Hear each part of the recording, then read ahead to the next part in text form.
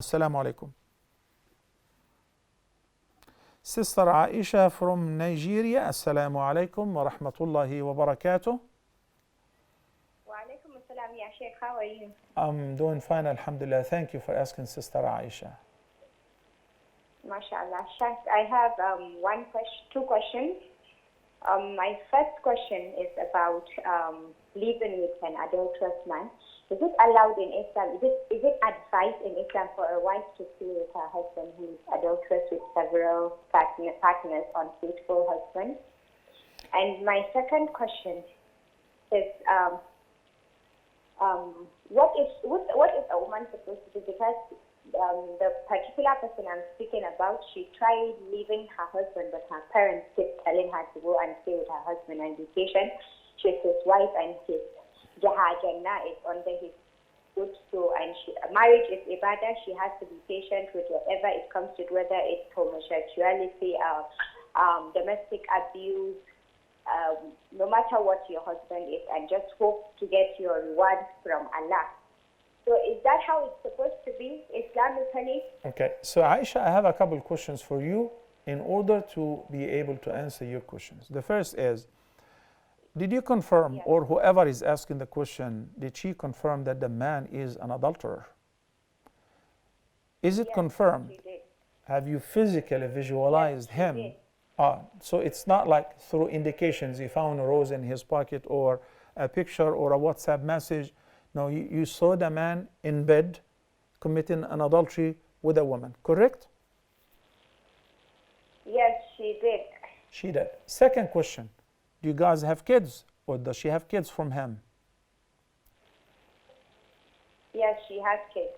Third question, did she confront him or ask him to repent and to quit, and she tried with him, or she just gave him the ultimatum?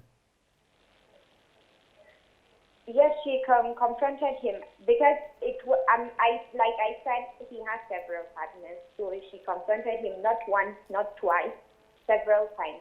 Okay.